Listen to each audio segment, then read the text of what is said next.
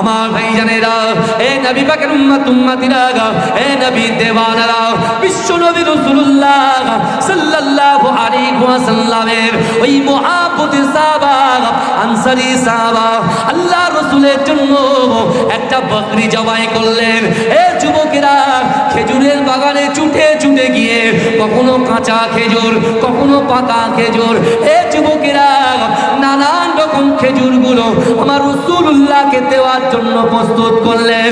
এ যুবকেরা, এ নবী পাকের উম্মত উম্মতিরা, এ নবী দিওয়ানারা, একটু ভালো করে বোঝার চেষ্টা করেন। আমার আল্লাহ বলছে, বান্দা আমি আল্লাহ কিন্তু হিসাব নেব। এ যুবকেরা, বিশ্ব নবী রাসূলুল্লাহর ওই আনসারী সাহাবা আল্লাহ রাসূলের সামনে পুরো থালটাকে সাজিয়ে দিয়ে আল্লাহ রাসূলের মেহমানদারি করার জন্য তিনি ভুনাসহ এমন করে খেজুরগুলো প্রস্তুত করলেন। এ যুবকেরা, এ নবী পাকের উম্মত উম্মতিরা, আল্লাহ রাসূলের মুহাব্বতের সাহাবা হযরত আবু বকর সিদ্দিক রাদিয়াল্লাহু তাআলা আনহু, হযরত ওমর ফারুক রাদিয়াল্লাহু তাআলা আনহু সহ আমার বিশ্ব নবী রাসূলুল্লাহ তাদের দেওয়া খাবারগুলো আস্তে আস্তে খাওয়া দাওয়া করে আল্লাহ রাসূল ওই আনসারী সাহাবার বাড়ির জন্য বরকতের জন্য দোয়া আছে।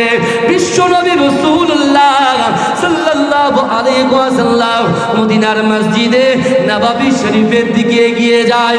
এ যুবকেরা, এ নবী পাকের উম্মত উম্মতিরা, হাদিসের মধ্যে এসেছে বিশ্ব নবী রাসূলুল্লাহ যখন এই সময় আমার দয়ার নবী রাসূলুল্লাহ সাল্লাল্লাহু আলাইহি ওয়াসাল্লাম যখন মসজিদে নববী শরীফের কাছাকাছি আসে, আল্লাহ রাসূল দুইজন সাহাবাকে প্রশ্ন করেছিলেন, ও আমার সাহাবা আবু বকর, ও আমার সাহাবা ওমর, আপনারা বলেন তো দেখি এখন তোমাদের অবস্থান কি আছে? ওরা বলছে, ইয়া রাসূলুল্লাহ, হাবিবাল্লাহ, এতক্ষণ ক্ষুধার্ত ছিলাম, কিন্তু আপনি আনসারী সাহাবার বাড়ি থেকে ক্ষুধা নিবারণ করে নিয়ে এসেছেন।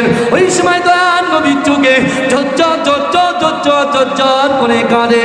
আল্লাহ রাসূল বলেছিলেন, বাবা আবু বকর, ওমর, তোমরা যে ক্ষুধার্ত ছিলে ঠিক ছিলে, এখন তোমরা ভরা পেট এসেছো। কাল কিয়ামতের মাঠেতে, কাল হাসরের মাঠেতে আমার আল্লাহ পাক তোমাদেরকে এই আনসারী সাহাবার বাড়িতে যা খাওয়া দাওয়া করেছো সব কিছুর হিসাব কিন্তু আল্লাহর কাছে দিতে হবে। এ যুবকেরা, চিন্তা করুন, আল্লাহর রাসূলের সাহাবাদেরকে যদি হিসাব দিতে হয়, আমি আপনি আমরা দুনিয়ার মোহে পড়ে, দুনিয়ার লোভে পড়ে, কাজের লক্ষ্যে এমন করে দুনিয়ার জমিনে নামাজ থেকে দূরে সরে যায়, টান খায়রাত থেকে দূরে সরে যায়, পিতামাতার মুহাব্বত থেকে দূরে সরে যায়। এ যুবকেরা, তাই তো আল্লাহ বলেছে, বান্দা ওহুম লা ইফতানুন, আমি আল্লাহ পরীক্ষা করব। এ যুবকেরা, আল্লাহ পাক অর্থ দিয়ে বান্দাকে পরীক্ষা করবে। আমি আল্লাহ বান্দাকে রিজিক দিয়েছি, আমি আল্লাহ পাক রব্বুল আলামিন বান্দার বাড়িতে বরকত দিয়েছি। আমার বান্দা আমার রিজিককে আমি আল্লাহর কতটা জিকির করেছে, কতটা স্মরণ করেছে, আর আমার হাবিবুল্লাহকে কতটা মুহাব্বত করেছে, ইসলামিক অনুযায়ী, শরিয়াত অনুযায়ী কত চলাচল করেছে। এ যুবকেরা, এ নবী পাকের উম্মত উম্মতিরা, বিশ্ব নবী রাসূলুল্লাহ সাহাবারা বলেছিল, ইয়া রাসূলুল্লাহ, হাবিবাল্লাহ, না না না, কাল কিয়ামতের মাঠে তো অবস্থা কি হবে? আল্লাহ রাসূল বলেছিল, আবার সাহাবারা, আল্লাহর পরীক্ষায় যারা উত্তীর্ণ হয়ে যাবে, আমার আল্লাহ পাক আমি রাসূলুল্লাহর উসিলায় 8টা জান্নাত সৃষ্টি করেছে।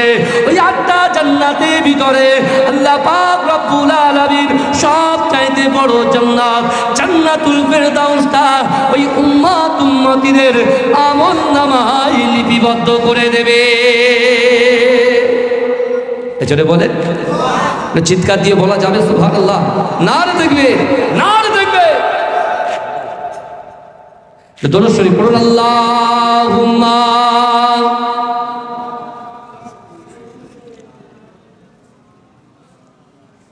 ঠান্ডার সময় তো একটু গরম গরম হলে ভালো। আমার বাবাজিরা, আমি কাউকে সরে সরে আসতে বলবো না, এই তো অবস্থা, আরো বললে উঠে পালাবে, জায়গা তো গরম হয়ে গেছে, বুঝতে পারছেন না? আর যারা বাইরে ঘুরছে, কাদের শয়তান আছে, আমাদের কাছে যেটা আছে সেটা বলতে যে লাভ নেই। কিন্তু যুবক, কোরআনের সাথে বন্ধুত্ব করেছো, মোবাইলের সাথে বন্ধুত্ব হয়েছে, ফেসবুকের সঙ্গে বন্ধুত্ব হয়েছে, ইউটিউবের সাথে বন্ধুত্ব হয়েছে, হ্যাঁ, গালাত গালাত পিকচার, গালাত গালাত ভিডিও, এদের সাথে বন্ধুত্ব খুব হয়েছে। কিন্তু ভাই, এই জান্নাতের বাগানে আসেন, বসেন। 1 সেকেন্ড আগে যে ছিল জাহান্নামী, 1 সেকেন্ড পরে সে হয়ে গেল জান্নাতি। জোরে বলবেন না বাবা? আমার কত অসুবিধা হচ্ছে নাকি? আবার দেখেন আল্লাহ আমাদের কতটা ভালোবাসে। দেখেন কোরআন খোলেন, আল্লাহ আবার বলছেন বিসমিল্লাহির রহমানির রহিম, ও হুয়া মাআকুম আইনামা কুনতুম। আল্লাহ বলছো বান্দা তোমরা যেখানে আমি আল্লাহ সেখানে। জোরে বলেন।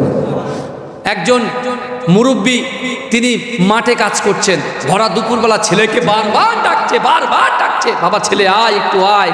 ছেলে তো তার বন্ধুর সাথে ব্যস্ত। বাপ মনে মনে কাঁদছে, চোখ দিয়ে পানি মুছছে, বলছে আল্লাহ আমি একা আছি, আল্লাহ আমি একা আছি। আল্লাহ বলে এই পাগল তুই একা আছিস, কে বলেছে? আরে বান্দা তুমি মাঠে একা নও। আরে তুমি জানো না কোরআনের সাথে বন্ধুত্ব করতে পারোনি, কোরআন খুলে বুঝতে পারোনি। এ বান্দা তুমি নিরাশ হয়ে যাও না। আমি আল্লাহ বলছি ওই ভরা দুপুরবেলা তুমি যে ফসল ফলানোর জন্য যে জায়গায় তুমি পরিশ্রম করছো, তোমার পাশে আমি আল্লাহ আছি। জোরে বলেন, জোরে বলবেন না? আমার মা বোনেরা পর্দায় থাকে, স্বামী সকালবেলা চলে যায় অফিসে, চলে যায় ডক্টরি করতে, মাস্টারি করতে, কাজ করতে। সন্তান চলে যায় স্কুল, ইউনিভার্সিটি, কলেজে। মা মনে মনে ভাবে কিচেন রুমে রান্না করছি, ভরা দুপুরবেলা আমি একা আছি। আল্লাহ বলছে বান্দে তুই ঘাবড়াচ্ছিস কেন? তোর সাথে কোরআনের সম্পর্ক নেই বলে তুই ভয় পাচ্ছিস, কারণ তুই এই জায়গায় তুই একা নোস, তোর সাথে তোর পরওয়ারদিগার আল্লাহ আছে। জোরে বলে, জোরে বলবেন না? আল্লাহ আবার বলছেন ফাআইনামা তুআল্লু ফাসাম্মা ওয়াজহুল্লাহ। কোথায় যাবেন আপনি? গুনাহ করবেন 4 দেওয়ালের ভিতরে, দরজা বন্ধ, জানালা বন্ধ, মনে করছে কেউ নেই, দুমদাম চালাচ্ছে। ওরে বাপ রে বাপ। লটারি কাটছো, ডান দিক বাদিক আছে, কি ব্যাপার রে দোস্ত? বলে আর বলিস নি, গ্রামের মাতব্বারটা শুধু ঘোরে আর সবার সামনে আমাকে লজ্জা দেয়। এ টিকিট খোর, টিকিট খোর, টিকিট খোর, লটারি কর, লটারি কর, লটারি কর, এরকম করে বলে। তাই আমি দেখছি। তা তুমি ভয় পাচ্ছ কাকে? ভাইজান কত সমস্যা বলেন তো আমাদের। শুধু আপনাদের গ্রামের সমস্যা নয়, এই আমাদের পশ্চিমবাংলায় যে কটা জেলা আছে প্রত্যেক জেলায় সমস্যা আছে। কি সমস্যা দেখেন, আপনি আমার সাথে একমত হবে আশা করি। অর্থনৈতিক সমস্যা, পারিবারিক সমস্যা, শারীরিক সমস্যা, ইত্যাদি ইত্যাদি আছে না নাই? কথা বলেন। আর একবার বলছি, পারিবারিক সমস্যা, অর্থনৈতিক সমস্যা, শারীরিক সমস্যা আছে না নাই? কথা বলেন। তাহলে এই সকল সমস্যা সমাধান কি করব? ডক্টর বাবুর কাছে গেলে হবে? কথা বলেন না। ডক্টরের কাছে যাবেন, ইঞ্জিনিয়ারের কাছে যাবেন, ব্যারিস্টারের কাছে যাবেন, জাজ সাহেবের কাছে যাবেন, পাবেন? পাবেন না।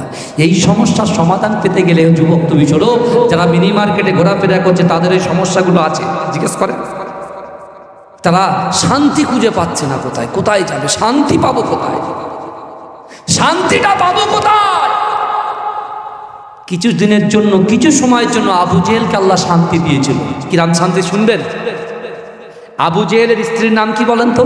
উম্মে জামিল, যে রাসূলুল্লাহ নামাজের রাস্তায় কাঁটা বিছিয়ে দিত। বুঝতে পারছেন না? এই উম্মে জামিল আর আবু জেহেল বসে বসে চিন্তা করছেন, দারুন নাদওয়াতে বসে আবু লাহাব আছে, উতবা আছে, এরা সকলে বসে বসে বলছে এই শোন, এইভাবে যদি মক্কার মানুষগুলো সব আব্দুল্লাহর বেটা মুহাম্মাদের কোরআন শোনে তো সব তো মুসলমান হয়ে যাবে। আমাদের তো আর কেউ নেতা বলে মানবে না, উপঢৌকন দেবে না, হাদিয়া দেবে না, পাশে এসে বসবে না, তাকবীর দেবে না, কিছুই তো দেবে না। তখন বলছে এক কাজ করা যাক। উতবা বলছে দেখো আবু জেহেল তুমিও তো কোরআন পছন্দ করো, আবু লাহাবকে বলছে তুমিও তো করো, উতবা বলছে আমিও করি, সবাই তো কোরআন পছন্দ করি, তোমরা বলছো যে যুবকদেরকে যেতে দেবো না, তোমরা তো রাতের অন্ধকারে লুকিয়ে লুকিয়ে কোরআন শোনো, এটা আগে বন্ধ করো। তা কি হবে উপায়? বলছে শোনো, কিছুদিন পরে বাণিজ্য মেলা হবে, বাইরের কান্ট্রি থেকে, বাইরের দেশ থেকে সবাই ব্যবসা বাণিজ্য করার জন্য মক্কার জমিনে আসবে। আর সেই সকল যুবকদের সামনে আব্দুল্লাহর বেটা কোরআন শুনে আমরা বাড়িতে বসে থাকতে পারি না, আর ওরা কি করে ব্যবসা করবে? সবাই এসে আগে রাসূলুল্লাহর হাতে হাত দিয়ে কলেমা পড়ে মুসলমান হয়ে যে যার জায়গায় গিয়ে দিন প্রচার শুরু করে দেবে। এখন কি করব? উতবা বলছে শোনো, তাহলে এক কাজ করো, একটা সমাবেশ করি, সেই সমাবেশে খাওয়া দাওয়ার আয়োজন করি। উতবা বলছে খাওয়া দাওয়ার আয়োজন করি, যুবকদেরকে ডাকি, ইনভাইট করি, তাদের জন্য খাবার ব্যবস্থা করি দুপুরে, আর তাদের যখন খাবে তখন আমরা কিছু কথা বলে দেবো। যে যখন আব্দুল্লাহর বেটা মুহাম্মদুর রাসূলুল্লাহ সাল্লাল্লাহু আলাইহি ওয়াসাল্লাম কোরআন তেলাওয়াত করবে, তোমরা জোরে জোরে চিল্লাবে যাতে এই কোরআনটা মানুষজন শুনতে না পায়। দ্বিতীয় নম্বর, তোমরা তাকে পাগল বলে ডাকবে, যে মাথা খারাপ হয়ে গেছে, পাগল, ও কবি সাহেব, এইভাবে বলবে। আর সেই যুবকদেরকে ডেকে এই কথাগুলো বলার পরে তাদেরকে বলছে যে যখন বাণিজ্য মেলা শুরু হবে, বাইরের কান্ট্রি থেকে লোকগুলো আসবে, তোমরা কি করবে, একটা করে লাঠি হাতে নিয়ে রাখবে। এই মক্কার যুবকদেরকে শেখাচ্ছে কে? উতবা আর আবু জেহেল বসে বসে শুনছে। একটা করে লাঠি নিয়ে দাঁড়িয়ে থাকবে, আর আব্দুল্লাহর বেটা মুহাম্মদুর রাসূলুল্লাহ সাল্লাল্লাহু আলাইহি ওয়াসাল্লাম যে জায়গায় কোরআন তেলাওয়াত করছে, ওই জায়গা থেকে আমরা ব্যারিকেড করে দেবো, আর ওখানে নো এন্ট্রি বোর্ড দিয়ে দেবো, ওই রাস্তায় যেন হাঁটতে না পারে কেউ। কেউ যেন হেঁটে রাসূলুল্লাহর কাছে গিয়ে কোরআন না শুনতে পায়, সেই ব্যবস্থা করুন। সবাই এক বাক্যে মেনে নিয়েছেন, ঠিক আছে। রাত্রেবেলা বাড়ি এসছে কে? আবু জেহেল। উম্মে জামিল তার পাশে আছে, উম্মে জামিলকে বারবার বলছে তুমি ঘুমিয়ে পড়ো, ঘুমিয়ে পড়ো, ঘুমিয়ে পড়ো, ঘুমিয়ে পড়ো। উম্মে জামিল বলছে কোনো কারণ তো আছে, সব মিটিং সেটিং করে আসলাম, আবার এখন বলছে ঘুমিয়ে পড়ো। বলছে আমার তাহলে অ্যাক্টিং করতে হবে, অভিনয় করতে হবে। উনি কি করছেন? ঘুমানোর অভিনয় করলেন, যে দেখবো কি করে। উনি চোখ বুজিয়ে আছেন, আর গভীর রজনী তাহাজ্জুদ রক্তে হায়াতুন নবী, নূর নবী, ইমামুল আম্বিয়া, খাতামান নবীয়িন, হাবিবে লাবিবে তাবিব, উম্মতের কান্ডারি, কাল কিয়ামতের মাঠে শাফাআত করি যে রাসূলুল্লাহ শাফাআত ছাড়া আমরা কেউ জান্নাতে যেতে পারবো না। সেই রাসূল সাল্লাল্লাহু আলাইহি ওয়াসাল্লাম এই কাফেরদেরকে উপেক্ষা করে তার উম্মতের বাড়িতে বাড়িতে কোরআন বন্টন করার জন্য কাবা শরীফের পাশে উচ্চ স্বরে কোরআন তেলাওয়াত শুরু করে দিয়েছে। আবু জেহেল মনে করছে উম্মে জামিল ঘুমিয়ে গেছে, একটা কম্বল নিয়ে ঘর থেকে যেই বেরোবে পিছন থেকে হাত ধরেছে, তারা কোথায় যাচ্ছে তুমি? কোথায় যাচ্ছেন? আমাকে ঘুমাতে বলছেন আপনি? বলছে দেখো তুমি আমার স্ত্রী, এই কথা যেন একখান থেকে দুকান না হয়, আমি সত্য কথাটা আজকে তোমার কাছে উপস্থাপন করবো। বলে বলো। বলতে শোনো উম্মে জামিল, যেদিন থেকে প্রথম দিনে আব্দুল্লাহর বেটা মুহাম্মদুর রাসূলুল্লাহর কোরআন শুনে আমি আবু জেহেল যতক্ষণ পর্যন্ত বিশ্ব নবী রাসূলুল্লাহর উপস্থিত কোরআন না শুনবো, আমি আবু জেহেল ঘুমাতে পারবো না। জোরে বলবেন না?